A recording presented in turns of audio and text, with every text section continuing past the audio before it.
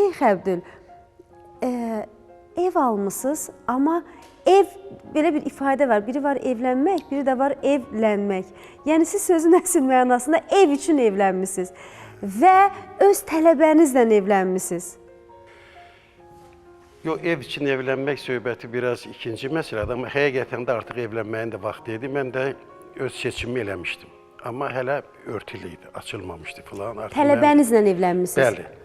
Mənim də artıq yaşımın, mən ikinci təhsili Moskvada alıb gəlmişdim. Artıq böyük bir həyata başlayırdıq və mənim də ustadım, yəni mənə hər şeyim deyən kəs, böyük ustadım Ədil İskəndərov tək bizim kino tərəfimizə baxmırdı, mədəniyyət tərəfimizə baxmırdı. Həm bizim məişət məsələlərimizə xüsusi diqqət yetirirdi falan.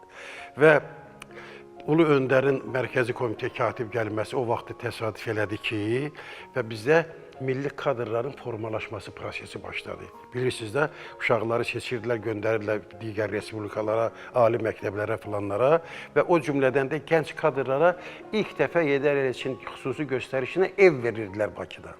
O vaxt Bakıda rayonlardan gəlib oxuyan uşaqların qeydiyyatı zadı olmazdı. Harada yataqxana varsa, sonra yataqxanaya düşürdü, qutarandan sonra qayıd geri filan. Amma kənar millətlərin hamısının qeydiyyatı var idi Bakıda filan. Və belə bir xoşbəxt təsadüf mənə yenə naxışım gətirdi, qismət oldu. Heydər Əliyeviçin sərəncamı, Ədil İskəndərov müəllimin kinosidə rəhbər gəlməsi, mən də Moskvada təhsil alıb gəlməyim filan və bəlli oldu ki, bizə ev verirlər. Siz təsəvvür eləmirsiniz o nə deyən şeydir o dövrlər ki, mən 60-cı illərdən danışıram. Və çox qəribədir ki, və ev bölgüsündə bəlli oldu ki, mən subay oğlanam və mənə necə versinlər evi, heç bir şey yoxdur orada da falan məsələn. Əsas olmalıdır və bu da Ədil müəllimin çox qəribə yumorunu diqqətə mənə verdim, sən evlisən, biraz mənə sataşma eləyirdi falan. Və mən təcili evlənəsi oldum. Onda içimdə gəzdirdiyim eşqi, o sirri tələbəm də açıb ağarda bilmirdim falan. Sonra tələbə yoldaşlar falanlar. Amma gözaltı eləmişdim elə birinci kursdan. Və onda yavaşca çağırdım qız, dedim xanım gəl, özə qızım deyirdim, qızım gəl bura.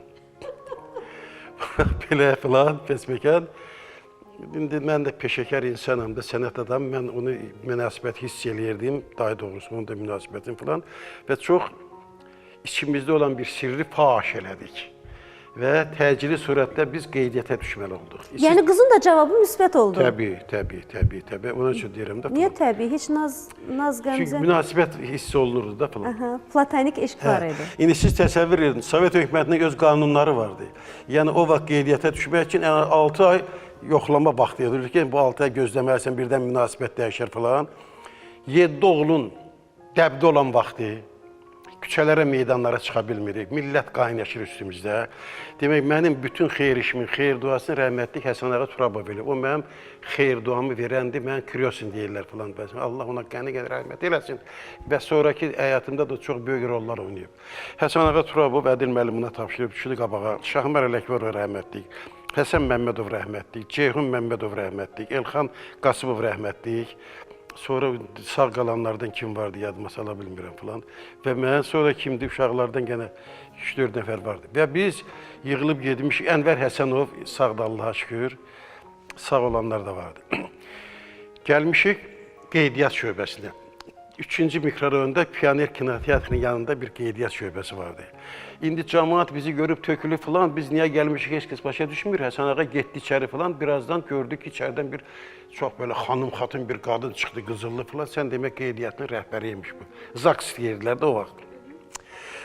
Və çıxdı belə baxdı bizə, cəmaata falan bəsmə. Belə qadın da qəribə bir ironiya sifətində falan qayıtdı ki, qız budur, dedilər, hə. Dedi, qızım gəl bura. Bu qızı götürdü, getdilər içəri. İçəri getdilər, bir xeyr edə sonra çıxandan gördüm ki, xanım gülə-gülə çıxır, həmin xanım. Hə, gəlin, Allah xeyr dua versin də Həsən Ağa əməyə gəlir. Dedim, nə məsələdir? Deyir ki, baxdım bu cavan uşaq, siz də hamımız dünya görmüş, kimlər. Dedim, ola bilsin, xalq uşağın başdan eləmişsiniz, allatmışsınız. Ona görə dedim, qızım, bunlar səni bəlkə alladarlar, bunlar gör artistlərdir falan, çox, bunlara etibar yoxdur falan. Xanım da sağ olsun deyib ki, yox elə mənim də razılığım var. Ondan sonra xanım razılaşdı və bizi qeydiyyata aldı, bir həftədən sonra ev aldıq.